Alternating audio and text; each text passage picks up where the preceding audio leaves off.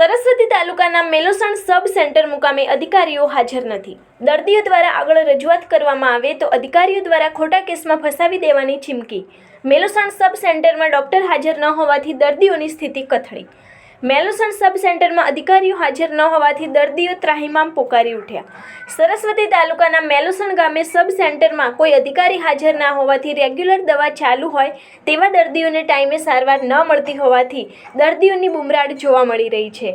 દર્દીઓએ જણાવ્યું હતું કે અમે જ્યારે આવીએ ત્યારે સબ સેન્ટર ખાતે તાળા મારેલા હોય છે, તેની જગ્યાએ અમોને એમ કહી દે છે કે અહીંયા દવાખાનું બંધ થઈ ગયું છે, તો અમે કાંસા મુકામે સારવાર લઈએ। દર્દી રબારી તળાજાભાઈ નાથાભાઈએ હૃદયની દવા ચાલુ હોવાથી જણાવ્યું હતું। મેલોસણ સબ સેન્ટર 2 થી 3 ગામોનું સેન્ટર આવેલું છે, છતાં કોઈ ડૉક્ટર હાજર ન હોવાથી દર્દીઓ હેરાન પરેશાન થઈ રહ્યા છે।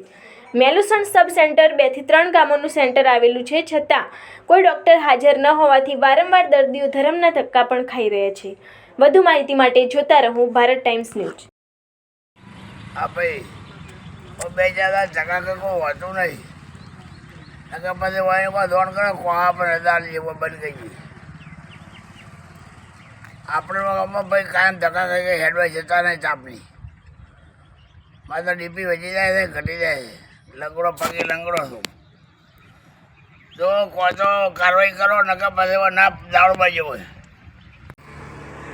તો જ્યાં ધક્કા મારું કોઈ હોતું નહીં હોય, તાળું મારી જતો નહીં, ના પાડે તો આપણે જો દવાઈ ચાલે 4-5 દાડે ધક્કા થઈ જાય, 3-4 દાડે હેડ તો કાયમ આવું ગોમમાંથી હેડા કરતો પછી હેડાતું નહીં, અને મારે બધે કોઈ હાજર હોતો નહીં। હા ભાઈ, હું કાયમ ધક્કા મારે ડીપીની ગોળી કાયમ દોય, મારે હમણાં ઘેર હોતો નહીં કોઈ દાડું હોય 4 દાડે ધક્કા કરું।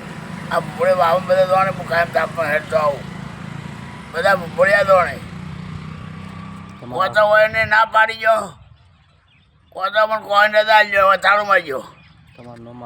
મારું નામ દાદાભાઈ નાથાભાઈ મેળો.